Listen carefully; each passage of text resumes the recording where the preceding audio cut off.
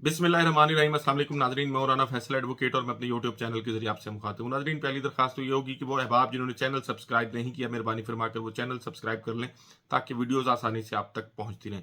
नाज़रीन, सदर आरिफ अलवी साहब जो है वो खम ठोंक कर मैदान में आ गए हैं। बहुत देर की मेहरबान आते आते और उनके खम ठोंकने का फ़ायदा पाकिस्तान तहरीक इंसाफ को होने जा रहा है, उस पर भी आपसे बात करेंगे। उसके साथ साथ पाकिस्तान में जो सहाफ़ती गिद्ध हैं, उन पर भी बात करेंगे। नजम सेठी साहब जो हैं उन्होंने कल एक टीवी प्रोग्राम में बैठ के कुछ बातें की हैं, क्या बातें की हैं उस पर भी बात करेंगे।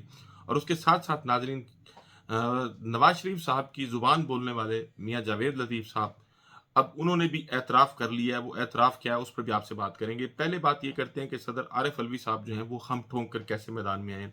नाजरीन, आपको पता है कि 8 फरवरी 2024 को पाकिस्तान में इंतखाबात हुए थे और पाकिस्तान मुस्लिम लीग नून और पाकिस्तान पीपल्स पार्टी को जो नशिस्तें हैं, रिजर्व सीटें जो होती हैं वो मिल गई हैं, लेकिन पाकिस्तान तहरीक इंसाफ के वो हिमायत याफ्ता और टिकट होल्डर जो आज़ाद हैसियत में जिनको कंसीडर किया इलेक्शन कमीशन ऑफ पाकिस्तान ने और जिन्होंने बाद अज़ा सुन्नी इत्तेहाद कौंसिल में शमूलियत इख्तियार की, उनकी सीटों का फैसला नहीं किया गया। पंजाब में भी नहीं किया गया और पंजाब में सीटों का फैसला किए बगैर नामुकम्मल ईवान जो है उसका इजलास बुलाकर हलफ बर्दारी की तकरीब जो है वो भी कर ली गई।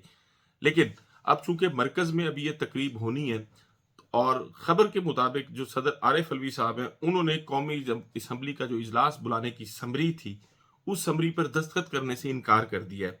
और उन्होंने कहा है कि चूंकि कौमी असम्बली अभी नामुकम्मल है, मखसूस नशिस्तों की जब तक अलॉटमेंट नहीं की जाएगी, जब तक वो मखसूस नशिस्तें जो है उनका फैसला नहीं किया जाएगा, तो वो कौमी असम्बली का इजलास जो है वो नहीं बुलाएंगे। तो फिर जब ये खबर सामने आई तो फिर मुस्लिम लीग नून के जो सेनेटर हैं इसहाक डार साहब, उन्होंने कहा कि जी सदर ने अगर समरी पर इजलास ना बुलाया तो 29 फरवरी को स्पीकर आईनी तौर पर खुद इजलास बुला सकता है।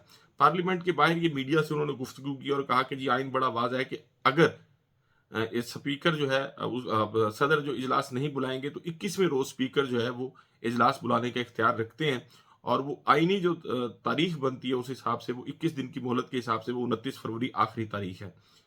तो और अगर सूबों में इजलास नहीं बुलाया जाता तो फिर वहां गवर्नर अगर इजलास नहीं बुलाता तो वहां भी यही असूल लागू होगा। इसमें तो कोई दूसरी राय नहीं है कि बहरहाल पाकिस्तान के आइन के मुताबिक, पाकिस्तान के कानून के मुताबिक स्पीकर को इख्तियार है, लेकिन देखना यह है कि सदर मुमलिकत का वो स्टांस जो इस हवाले से उन्होंने लिया है, क्या वो कानूनी है, आइनी है या गैर आइनी है।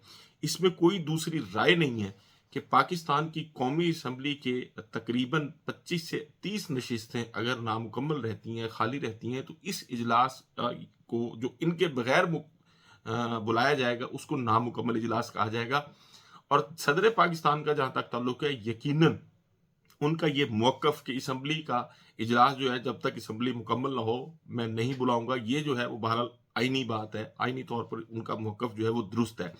और इसका फायदा जो है वो पाकिस्तान तहरीक इंसाफ को यकीनन होगा, क्योंकि किसी न किसी सूरत में इन सीटों का फैसला करना पड़ेगा। पाकिस्तान मुस्लिम लीग नून, पाकिस्तान पीपल्स पार्टी, जमीयत उलमा इस्लाम, MQM और जो दीगर लोग जो पार्टीज इस वक्त असम्बली में मौजूद है, उनको तो वो मखसूस रेशो जो होती है उसके मुताबिक उनके रिजर्व सीट्स जो हैं वो दे दी गई हैं। अब जो सीटें रहती हैं वो पाकिस्तान तहरीक इंसाफ या सुन्नी इत्तेहाद कौंसिल जो भी आप कह लें उनको मिलनी है। और अगर इलेक्शन कमीशन ऑफ पाकिस्तान ये फैसला करते हैं और वो नोटिफिकेशन जारी कर दिए जाते हैं वो रिजर्व सीटों वाले, तो पाकिस्तान तहरीक इंसाफ जो है या सुन्नी इत्तेहाद कौंसिल पार्लियामेंट में यकीनन एक बड़ी तादाद होगी, उनकी एक भारी अक्सरियत होगी, इसमें कोई शक नहीं है। ये जो पाकिस्तान में इस वक्त मौजूदा सूरत हाल है कि वो एक कंपनी जो है उसने अपनी पूरी कोशिश की एक शख्स को इस मुल्क पर मुसल्लत करने की, लेकिन अवाम ने 8 फरवरी को वो कोशिश जो है वो पूरी तरह से नाकाम बनाई है। कंपनी जो है वो दीगर चीज़ों पर उन्होंने गौर शुरू कर दिया है, क्या किया जाए।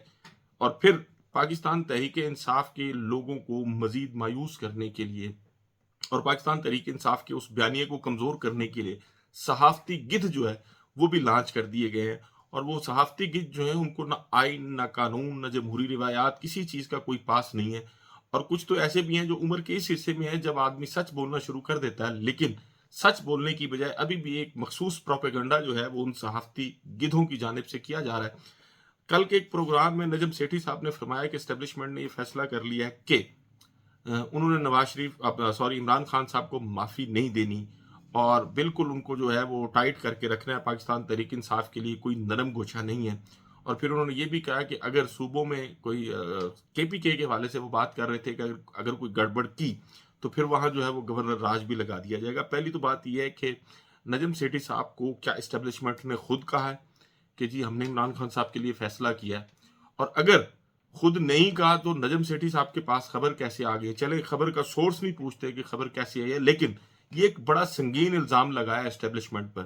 دوسرے لفظوں میں پاکستان کی مسلح افواج پر ایک الزام لگایا کہ عمران خان صاحب کے لیے انہوں نے یہ فیصلہ کیا ہے. پہلی بات یہ ہے کہ اسٹیبلشمنٹ کون ہوتی ہے عمران خان کے ساتھ یہ سلوک کرنے والی یا یہ فیصلہ کرنے والی کہ گورنر راج لگانا ہے، پاکستان تحریک انصاف کے ساتھ کیا سلوک کرنا ہے کیا نہیں کرنا.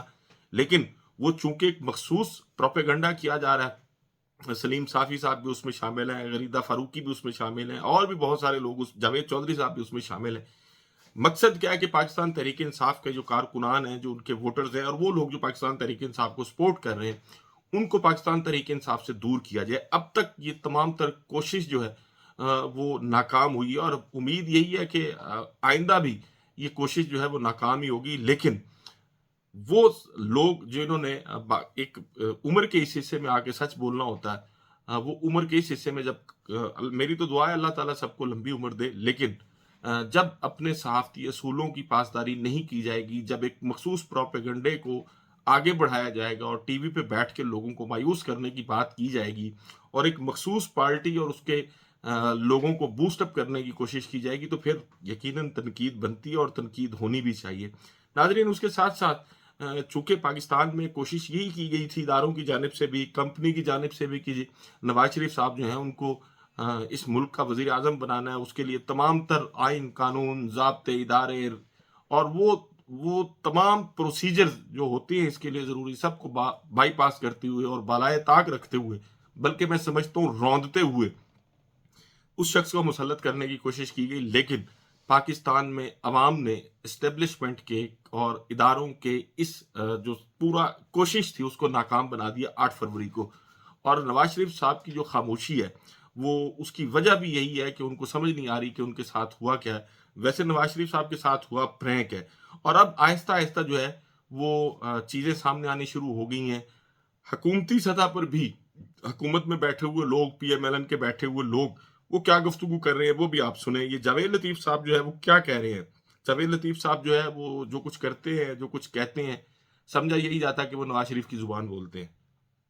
یہ حکومت جس طرح مجبور کر کے دی جا رہی ہے، میں لفظ بول رہا ہوں دی جا رہی ہے، لے نہیں رہے، وہ ریاست کے مفاد میں تو اس سسٹم کا حصہ یا اس سسٹم کو چلانے کے لیے کرنا ہوگا. لیکن میں آج بھی یہ کہتا ہوں جو ملک کے اندر انتشار پیدا کیا جا رہا ہے اور اگلے دنوں میں اس کو بڑھاوا ملے گا، اور میں یہ بھی کہہ رہا ہوں کہ یہ انتشار جو ہے مختلف سوچ، مختلف زبانوں، مختلف اندیشے، مختلف محرومیوں کو اجاگر کر کے ملک کے اندر انتشار کو ہوا دی جائے گی، جس سے ریاست کو نقصان پہنچنے کا اندیشہ موجود ہے. آپ الیکشن ڈے جو کچھ ہوا ہے، الیکشن سے پہلے جو کچھ ہوا ہے، جو میں آج بھی یہ کہہ سمجھتا ہوں کہ ہو سکتا ہے اداروں کے سربراہ جو ہیں وہ اس کھیل کا حصہ نہ ہوں، اور مجھے کافی حد تک اطمینان ہے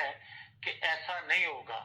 مگر نیچے جو کچھ ہوا ہے، کیا جو اداروں کے سربراہان ہیں ان کو نوٹس نہیں لینا چاہیے کہ نیچے کیا ہوا ہے؟ کیا یہ ایک تو بات اداروں کی طرف کر رہے ہیں، یعنی اداروں سے مراد ان کی پاکستان کی مسلح افواج ہے، پاکستان کی جو خفیہ ایجنسی ہے جیسے آئی ایس آئی ہے، اس کی بات کر رہے ہیں کہ جن نوٹس لینا چاہیے. اور پھر مجھے اطمینان ہے کہ ان کے سربراہان ملوث نہیں ہوں گے، لیکن جو نیچے والے لوگ ہیں وہ ملوث ہو سکتے ہیں. مطلب یہ کیسا ایک میں سمجھتا ہوں الزام لگایا جا رہا ہے.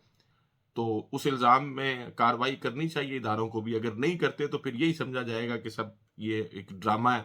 اور پھر کچھ اور بھی کہا ہے انہوں نے، وہ بھی سنیے گا. پاکستان میں چونکہ یہ فارم 45 فارم 47 کے حوالے سے گفتگو ہو رہی تھی، تو اب یہ آگے سنیں وہ کیا کہہ رہے ہیں. پھر اگر پارٹی قائد کے ساتھ اگر ہاتھ ہو گیا، میاں نواز شریف کے ساتھ ہاتھ ہو گیا، تو پھر تو شہباز شریف کو گورنمنٹ لینی ہی نہیں چاہیے تھی. नहीं तो शहबाज शरीफ कब गवर्नमेंट ले रहे थे? ले रहे हैं अब ना। जिस तरह दी गई है वो पता है सबको। मैं ये किस तरह दी गई है? जिस तरह हुकूमत ठूसी जा रही है करने, बस छोड़े यार। जिस तरह 8 फरवरी के इंतखाबात हुए हैं, सही है। वो तो अब ये भी कल पंजाब असेंबली में बड़ी पॉपुलर बहस रही है।